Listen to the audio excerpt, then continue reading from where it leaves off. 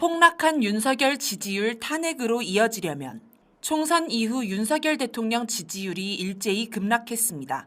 한국갤럽 16일에서 18일 조사 결과 3주 만에 34%에서 23%로 거의 3분의 1 가까이 떨어졌으며 이는 취임 후 최저치이기도 합니다. 전국 지표조사 15일에서 17일 조사 결과 2주 만에 38%에서 27%로 11%포인트나 떨어져 역시 취임 후 최저치를 기록했습니다. 리얼미터는 총선 전후인 9일에서 12일 조사를 했는데 총선 전날 37.1%에서 총선 직후 30.2%, 28.2%로 급락하는 양상을 보였습니다. 미디어 토마토는 13일에서 14일 조사 결과 한 주 만에 37.1%에서 26.3%로 역시 11%포인트 가까이 떨어졌습니다. 모두 윤 대통령을 향한 분노의 민심이 확연히 드러나는 결과들입니다. 윤석열 지지율 급락의 주요 요인, 윤 대통령의 지지율이 급락한 주요 요인, 그리고 앞으로 계속 떨어질 수밖에 없는 요인은 크게 세 가지로 압축해 볼 수 있습니다. 첫 번째 요인은 경제, 민생, 물가입니다. 한국갤럽 조사에서 부정평가 이유 1위가 경제, 민생, 물가였습니다. 전국 지표조사의 조사에서도 총선에 영향을 끼친 요인 1위가 물가 등 민생 현안이었습니다. 지금 한국 경제는 고물가, 고금리, 고환율이라는 3고 현상에 갇혀 있습니다. 여기에 중동전쟁 확대로 국제유가가 널뛰게 하고 있어 상황이 더 심각합니다. 고환율과 유가 상승은 고물가로 이어지고 고물가는 금리 인하를 못하게 가로막습니다. 고금리는 서민들의 지갑을 닫게 만들어 전반 경제 위기로 이어집니다. 이란이 이스라엘에 보복 공격을 하자 14일 오후 윤 대통령이 긴급경제 안보회의를 주재했습니다. 일요일임에도 이례적으로 윤 대통령이 용산 대통령실로 출근한 것을 보면 지금 경제 상황이 비상 상황임이 분명합니다. 이상열 한국경제경제부장은 16일 칼럼 뉴노멀이 돼가는 3고 현상에서 3고 현상이 장기화돼 일상적 위기가 될 수 있다며 이에 맞게 대책을 마련해야 한다고 주장했습니다. 3고 현상은 일시적 현상이 아니고 경제 위기도 계속될 것이라는 얘기입니다. 두 번째 요인은 윤석열, 김건희 자체입니다. 김건희 씨는 120일 이상 두문불출하고 있지만 여전히 논란의 중심에 있습니다. 주가 조작 의혹, 명품 가방 뇌물수수 의혹 등 각종 부정부패 의혹을 전혀 해명하지 않고 뭉갰기 때문입니다. 동아일보 이기홍 대기자는 19일 김건희 여사 엄정한 사법 처리만이 윤 정권 살 길이다 라는 칼럼을 게재했습니다. 김건희 씨 문제는 이 정도로 심각한 문제입니다. 그런데 김건희 씨만 문제가 아닙니다. 윤 대통령 본인이 더 큰 문제입니다. 총선 전후로 윤 대통령은 매우 황당한 대국민 메시지를 내놨습니다. 하나는 의대 정원 문제와 관련해 타협은 없고 밀어붙이겠다는 담화였고 다른 하나는 총선 패배를 두고 정부는 잘했는데 국민이 문제라는 식의 발언이었습니다. 차라리 입을 다물고 있었으면 이를 키우지나 않았을 텐데 분노한 국민의 가슴에 불을 지르는 발언들 때문에 스스로 지지율을 홀라당 태워먹은 꼴이 됐습니다. 오죽 답답하면 이 발언들이 나간 뒤에 곧바로 대통령실이 나서서 대통령 발언은 그런 뜻이 아니다. 타협이 가능하다는 뜻이다. 비공개로 사과했다는 식의 황당한 변명을 늘어놓겠습니까? 이처럼 윤석열, 김건희는 차라리 국민의 눈과 귀에서 사라지는 게 도움이 될 정도로 스스로 지지율을 갉아먹는 비호감 존재입니다. 세 번째 요인은 적폐 세력 안의 내분이 심해진 것입니다. 그리고 이 내분은 총선 패배를 계기로 더욱 심해지고 있습니다. 이번 총선 과정에서 윤석열 대 한동훈의 갈등이 폭발했습니다. 물론 초반에는 윤 대통령을 공격함으로써 표를 얻어보려는 약속대련 성격도 있었지만 시간이 흐르면서 진짜 갈등으로 번졌습니다. 애초에 검찰이라는 집단은 자기 상관을 감옥에 넣고 그 자리를 차지하는 게 습성이 된 집단입니다. 그러니 윤 대통령은 한동훈을 의심하고 견제할 수밖에 없습니다. 한동훈도 여기까지 온 이상 자기가 살아남기 위해서는 윤 대통령을 계속 공격할 수밖에 없습니다. 검찰 내부도 복잡합니다. 지금 검찰 인사에서 가장 쟁점이 되는 자리가 서울중앙지검장입니다. 친윤계로 꼽히는 송경호 서울중앙지검장이 김건희 씨를 수사하려다 대통령실과 마찰을 빚었다는 이야기가 공공연히 나왔습니다.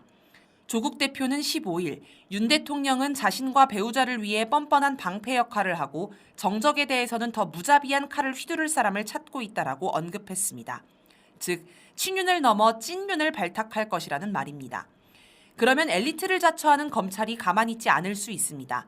검찰 출신인 윤 대통령 때문에 검찰의 위상이 추락했고 아예 해체될 위기까지 맞았으니 검찰은 자기가 살기 위해 윤 대통령을 공격할 수 있습니다. 최근 검찰이 대통령 경호처 간부의 비리 의혹을 수사하고 있다는 보도가 나왔습니다. 대통령실 용산 이전 과정에서 경호처 간부가 공사대금 부풀리기를 묵인해줬다는 의혹과 관련해 서울중앙지검이 시공업체 사무실과 공장을 압수수색하고 대표이사를 참고인으로 불러 조사한 것입니다. 대통령실 이전 당시 김건희 라인이 이권에 개입했다는 소문이 파다했습니다. 실제로 김건희 특검법에는 용산 대통령실 리모델링 수의계약 논란도 조사 대상에 들어갔습니다. 검찰의 경호처 수사가 혹시 한동훈 라인의 김건희 라인 공격이 아닌지 모르겠습니다. 윤 대통령을 비판하는 집회가 열리면 집회 방해를 하면서 윤석열 지키기에 앞장서온 구구 유튜버 김상진이 18일 징역 1년을 선고받고 법정 구속되는 일도 있었습니다. 흥미롭게도 구속 사유는 2019년 당시 서울중앙지검장이었던 윤 대통령을 협박했다는 것이었습니다. 5년간 뭉개던 재판을 이제 와서 갑자기 속도를 낸 것입니다. 이것도 적폐 세력 분열상의 한 단면으로 보입니다. 국힘당 내부도 시끄럽습니다. 국힘당 내에서 윤 대통령의 영린이라는 김건희, 최상병 특검법을 수용하자는 목소리가 나오고 있습니다. 안철수 의원은 12일 문화방송 MBC 라디오에서 최상병 특검법을 개인적으로 찬성한다. 본회의 표결 시 찬성표를 던지겠다라고 하였습니다. 국힘당 최다선 의원인 조경태 의원도 우리 당이 민주당보다 먼저 국민적 의혹을 해소시키기 위한 노력을 해야 된다라며 최상병 특검법을 찬성하는 태도를 보였습니다. 김재섭 당선자는 한국방송 KBS 라디오에서 김건희 특검법을 요구하는 국민의 요청은 엄중하게 받아들여야 한다라고 하였습니다. 또 국힘당이 6월에서 7월 조기 전당대회를 열기로 하면서 나경원 당선인, 유승민 전 의원 등 비윤 인사들이 주목을 받는 것도 갈등의 불씨입니다. 윤 대통령과 갈등을 빚고 결국 탈당해 신당을 차린 이준석 당선인이 마지막 유세연설에서 누가 당선돼야 윤석열 대통령께서 좋아하는 약주 술 맛이 제일 떨어질까 물어봐 달라라며 자기가 가장 윤 대통령의 공격적인 정치인임을 강조한 것도 결국 수구보수 정치인들이 윤 대통령과 거리 두기는 기본이고 등까지 돌릴 것임을 보여줍니다. 윤 대통령 지지율이 추락할수록 대통령 권위가 안 먹히고 적폐 세력의 내분이 심해질 것입니다. 즉, 대통령 지지율과 적폐 세력의 내부는 악순환 관계에 있습니다. 또 공무원들의 반발도 심해질 것입니다. 내부 제보자도 생길 것입니다. 윤석열 정권이 무섭지 않고 자기 살 길부터 찾아야 하기 때문입니다. 윤석열의 긍정적인 요소들. 윤 대통령 지지율을 그나마 20%대로 버티게 해주는 요인도 있습니다. 첫째는 미국과 일본의 정치적 지원입니다. 17일 저녁 기시다 후미오 일본 총리의 제안으로 윤 대통령과 기시다 총리가 전화 통화를 하였습니다. 기시다 총리는 최근 미일 정상회담 결과를 설명하고 앞으로도 한미일 공조와 한일 협력을 심화해 나가자고 했다고 합니다. 일본 언론들이 한국 총선 결과를 보도하면서 한일 관계에 시련이 올 수 있다며 우려했는데 이에 기시다 총리가 나서서 윤 대통령에게 힘을 실어준 걸로 보입니다. 3월 27일 미국의 존 F 케네디 재단 명예회장이 윤 대통령에게 용기 있는 사람들 상의 트로피를 직접 전달한 일도 있습니다. 상 자체는 지난해 이미 수여했지만 굳이 총선을 앞두고 직접 미국 인사가 방한해 윤 대통령을 만난 건 미국이 윤 대통령을 지지한다는 의사표시나 다름없습니다. 미국, 일본을 대변하는 정통 극우 보수 세력도 윤 대통령을 지원합니다. 조중동은 총선 전 윤 대통령 때문에 총선에서 패배할 것 같다며 비판의 목소리를 쏟아냈고 총선 직후에도 윤 대통령 때문에 정말 참패했다고 맹비난하였습니다. 그런데 며칠 지나 흥분을 가라앉혔는지 다시 윤 대통령에게 힘을 실어주기 시작합니다. 조선일보 주필 출신인 김대중 조선일보 고문은 16일 칼럼 윤 대통령을 다시 주목한다에서 오늘의 패배가 윤 정권의 각성과 재정비를 자극해서 3년 후 대선에서 이재명 당을 저지하고 정권을 재창출하는 밑거름으로 삼는 것이 지금 보수층의 선택이라면서 윤 대통령은 2년 전 대권에 도전할 때의 초심으로 돌아갔으면 한다라는 충고를 하였습니다. 이처럼 미국, 일본은 윤 대통령 편입니다. 다만 군사 경제적 지원은 불가능합니다. 군사적으로 지원하려면 전략무기도 들여보내고 강력한 연합훈련도 해야 하는데 북한이 세게 나오니 그렇게 할 수 없습니다. 경제 역시 자기 코가 석자인 상황이라 한국을 지원할 형편이 아닙니다. 그러니 정치적 지원만 합니다. 둘째는 적폐 세력의 결집입니다. 물론 적폐 세력의 분열이 기본이지만 당장 정권이 몰락할 정도로 위기에 빠지면서 결집하는 모양새도 나타납니다. 문재인 전 대통령의 등장으로 낙동강 벨트가 결집한 것이나 한동훈 비대위원장이 야당 200석을 막아달라는 호소가 어느 정도 먹힌 것도 이 때문입니다. 셋째는 야당의 헛발질입니다. 총선이 끝나고 이틀이 지난 12일 이재명 민주당 대표는 윤 대통령과의 영수회담 가능성에 대해 당연히 만나고 대화해야 하는데 지금까지 못한 것이 아쉬울 뿐이라고 말했습니다. 조국 혁신당 대표도 14일 자신의 페이스북에 원내 제3당의 대표인 나는 언제 어떤 형식이건 윤 대통령을 만날 수 있길 희망한다라고 적었습니다. 결국 19일 오후 이재명 대표와 윤 대통령이 처음으로 전화통화를 했습니다. 이도훈 대통령실 홍보수석에 따르면 윤 대통령은 다음 주에 형편이 된다면 용산에서 만나자. 일단 만나서 소통을 시작하고 앞으로 자주 만나 식사도 하고 통화도 하면서 국정을 논의하자라고 했고 이 대표는 윤 대통령의 초청에 감사의 뜻을 전하고 마음 내주셔서 감사하다. 대통령이 하시는 일에 도움돼야 한다라고 답했다고 합니다. 이 대표 측에서도 별다른 반박을 하지 않는 걸 보면 실제 위와 같은 대화가 오간 것으로 보입니다. 국민에게 도움이 되는 것과 윤 대통령에게 도움이 되는 것은 양립할 수 없는데 대통령에게 도움이 돼야 한다고 말했다니 놀라울 뿐입니다. 아무튼 이 대표는 당대표 취임 때부터 7번이나 윤 대통령에게 만나자고 요청했는데 이번 8번째 만에 성사될 것으로 보입니다. 그러자 조국 대표도 20일 윤 대통령을 향해 자기도 만나달라고 촉구했습니다. 국민은 윤석열 정권 치하에서 하루도 더 살 수 없다며 총선에서 야당의 대승을 안겨주었습니다. 이는 이번 여론조사에서도 분명히 드러났습니다. 그런데 야당 대표들은 탄핵 대상, 청산 대상인 윤 대통령에게 자꾸 만나자며 매달리고 윤 대통령은 야당 대표들이 하도 간청하니 한번 만나주는 모양새를 연출했습니다. 반윤석열 투쟁 기운에 찬물을 끼얹은 것입니다. 야당 지지자들 내에서도 영수회담이 과연 옳은가, 그른가로 갈등이 생겼습니다. 야당 대표들뿐이 아닙니다. 퇴임 후 잊히겠다던 문재인 전 대통령이 총선을 계기로 고개를 들고 직접 선거운동을 하며 정치 무대를 기웃거렸습니다. 앞으로 민주당 당대표 선거를 앞두고 친문 세력 결집을 위해 더 적극적인 행보를 할 수도 있습니다.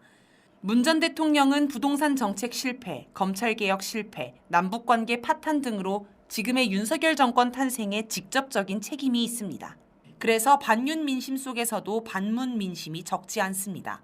따라서 문 전 대통령의 등장은 반문 민심을 자극하고 반윤 민심에 부정적 영향을 줄 것입니다. 실제로 이번 대선에서 문 전 대통령 행보가 영남 지역에 역풍을 불렀다는 분석이 많습니다. 이 밖에도 야권 정치인들의 거국 내각, 협치 같은 발언들이 국민의 실망을 부르며 윤 대통령에게 긍정적으로 작용하고 있습니다. 민심은 과연? 한국 갤럽 조사 결과 가운데 매우 흥미로운 부분이 있습니다. 향후 의정 활동이 기대되는 당선인을 묻자 1위가 조국 12%, 2위가 이준석 8%, 3위가 이재명 5% 순으로 나온 것입니다. 반면 장내 정치 지도자 선호도는 이재명 24%, 한동훈 15%, 조국 7% 순이었습니다. 장내 정치 지도자 선호도는 아무래도 차기 대권 주자로 직결하는 반면 향후 의정 활동 기대치는 현 국회의 우선 과제인 윤석열 탄핵 등 반윤 투쟁에서 활약할 정치인을 뜻하는 것으로 보입니다. 왜 국민이 이재명 대표에게 반윤 투쟁을 크게 기대하지 않는지 돌아볼 일입니다. 총선을 거치며 이재명 대표는 반윤 어조를 갈수록 낮추면서 국민이 고구마를 먹게 만든 반면 상대적으로 조국, 이준석 대표는 반윤 어조를 더 선명하게 했던 게 주된 이유일 듯합니다. 또 같은 조사에서 총선 결과를 만족한다는 답변이 47%, 만족하지 않는다는 답변이 43% 나온 것도 특이합니다. 만족하지 않은 이유 1위는 여소야대, 야당 쏠림으로 이는 국힘당 지지자들이 꼽은 이유일 것입니다. 2위는 야당 의석수 부족, 200석 미달인데 이는 촛불 국민이 꼽은 이유로 보입니다. 이것만 봐도 총선 200석은 상징적 목표가 아닌 실질적 목표, 국민의 요구였다는 것을 다시 확인할 수 있습니다. 지금 국민의 윤석열 응징 기세는 하늘을 찌릅니다. 그리고 앞으로 더 높아질 것입니다. 민심은 윤석열 탄핵을 확고히 지향합니다. 윤석열 탄핵은 국회가 하지만 국회의원들에게 맡겨놔서는 절대 안 됩니다. 그랬다가는 정치인들의 고구마짓만 실컷 구경하게 될 것입니다. 정치인을 견인하려면 국민이 움직여야 합니다. 일단 대통령 지지율이 지금보다 더 떨어져야 합니다. 지금 20%대인데 10%대까지 떨어져야 합니다. 또 촛불 광장이 더 커져야 합니다. 윤석열 탄핵 촛불에 10만, 100만이 모여 민심을 분명히 보여주어야 합니다. 이것이 가장 중요합니다. 그래야 정치인들이 국민의 눈치를 보며 움직일 것입니다. 역시 국민이 희망입니다.